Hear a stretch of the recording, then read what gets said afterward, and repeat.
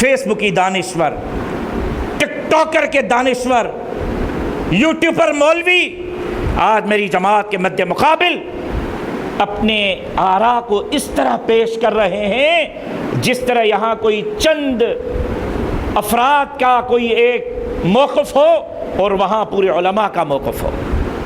میں نے پہلے بھی کہا تھا، آج بھی اس ٹک ٹاکر، فیس بک کی یوٹیوبر مولوی سے کہتا ہوں کہ فیس بک اور سوشل میڈیا کی دنیا سے باہر نکلو، لگ پتا جائے گا تمہیں کہ تمہاری حیثیت کیا ہے۔ آؤ میدان میں کھڑے ہو جاؤ، جمعیت علماء اسلام کے مد مقابل تمہاری حیثیت ایک ٹکی اور کوڑی کی بھی نہیں ہے۔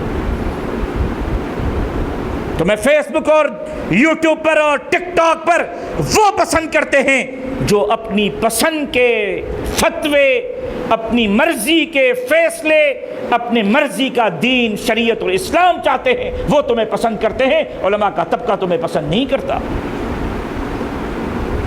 کیا تیر مارا ہے آپ نے؟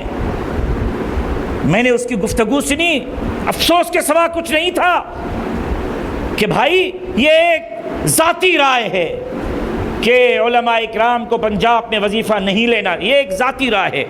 اور پھر اس نے فرمایا کہ بھائی یہ تو پنجاب کا مسئلہ ہے، پنجاب کے علماء کو رائے دینی چاہیے۔ میں نے کہا اگر یہ پنجاب کا مسئلہ ہے اور پنجاب کے علماء کو رائے دینی چاہیے تو پھر کراچی میں بیٹھ کر آپ اپنی رائے کیوں دے رہے ہیں؟ آپ اپنا وقت کیوں ضائع کر رہے ہیں؟ اور پھر اس نے فرمایا کہ آپ تو شادی سے پہلے پریشان ہو رہے ہیں کہ مبارکباد دیں یا نہ دیں، پتہ نہیں یہ شادی کامیاب ہوگی یا ناکام ہوگی۔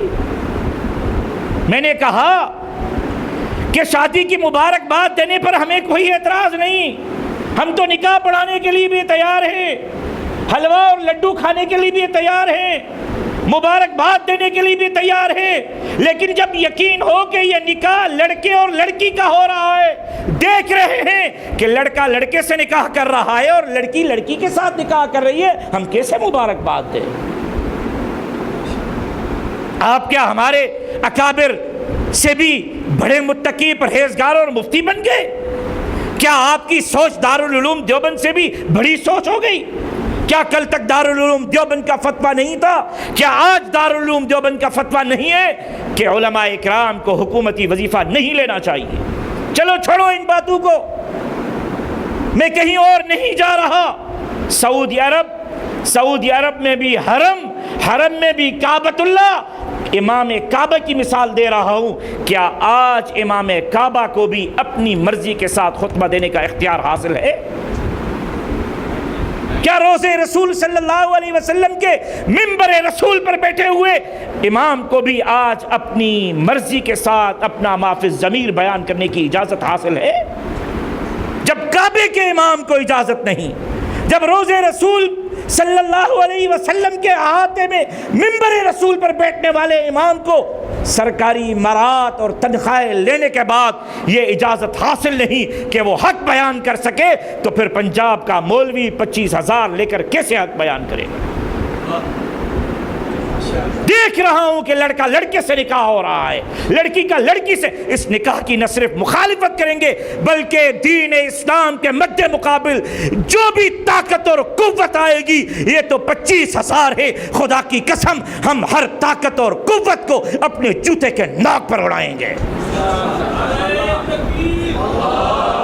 تمہیں فیس بک اور سوشل میڈیا اور ٹک ٹاک اور یوٹیوب مبارک ہو، میرے قائد مولانا فضل الرحمان کو جمعیت علماء اسلام، تمام خانقاہیں، تمام درگاہیں اور عالمی مجلس تحفظ ختم نبوت کی سرپرستی، حمایت، اعتماد کافی ہے۔ آپ نے کہا جدت آنی چاہیے۔ جب وفاق المدارس العربیہ پاکستان سے آپ نکلے تھے، میں وفاق المدارس کی مجلس عاملہ کا رکن ہوں، میں نے اس وقت سکھر کے ایک اجتماع میں کہا تھا، میں نے کہا یہ وفاق نہیں بن رہا، یہ نفاق بن رہا ہے، اور آج آپ دیکھ رہے ہیں کہ یہ نفاق سامنے آ رہا ہے۔ یہ نفاق ہے۔ کیا ضرورت تھی وفاق المدارس کو چھوڑنے کی؟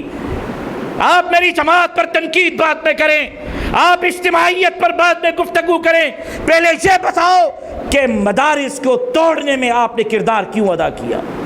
وفاق المدارس سے آپ نے راستے جدا کیوں کیے؟ دھرنگی چھوڑ یک رنگ ہو جا، سراسر موم بن یا پھر سنگ ہو جا۔ ادھر ادھر کی نہ بات کر، یہ بتا کہ قافلہ کیوں لٹا، مجھے رہزنوں سے گلا نہیں تیری رہبری کا سوال ہے۔ کیا تیر مارا آپ نے جدت لا کے؟ میں بھی شاہ عبداللطیف یونیورسٹی خیرپور سے گریجویشن کیے ہوئے آپ کے سامنے کھڑا ہوں، ایم اے کیا ہوا ہے، وہ بھی پولیٹیکل سائنس میں کیا ہے، علم سیاست میں کیا ہے۔ میرے شہید والد MBBS ڈاکٹر تھے۔ ہاں اسکول کی تعلیم کی ضرورت ہے، مانتا ہوں، انگریزی کی تعلیم کی ضرورت ہے، مانتا ہوں، صرف اتنی ہے جتنی بیت الخلاء میں قضاء حاجت کرنے کے بعد صفائی کے لیے پانی کی ضرورت پڑتی ہے، بس اتنی ضرورت ہے، اس سے زیادہ نہیں ہے۔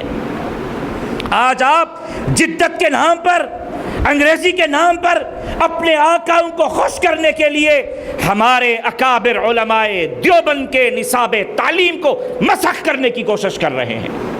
آپ دین کی خدمت نہیں کر رہے، آپ بوٹ کی خدمت کر رہے ہیں۔ آپ دین کی خدمت نہیں کر رہے، آپ انگریز کی بقایا جات کی خدمت کر رہے ہیں۔ آپ دین کی خدمت نہیں کر رہے، آپ مدارس کی، آپ کی حیثیت کیا ہے، تعلیمی قابلیت کیا ہے؟ میرے قائد نے تو کہا تھا کہ آپ کے سروں پر جو یہ پگڑیاں ہیں، پھر ان پگڑیوں کے اوپر جو چادریں ہیں وہ ہم نے ڈالی ہے۔ ہم آج تک خاموش تھے کہ ہمارے قیادت نے ہمیں اجازت نہیں دی تھی۔ آؤ میدان میں، آپ کو چیلنج کرتا ہوں، فیس بک سے باہر نکلو، یوٹیوب سے باہر نکلو، ٹک ٹاک سے باہر نکلو، میدان میں آؤ، میرے قائد کے مد مقابل کھڑے ہو جاؤ۔ اگر لوگوں نے تمہارا استقبال جوتیوں کے ساتھ نہیں کیا تو میرا نام تبدیل کر کے رکھ دینا۔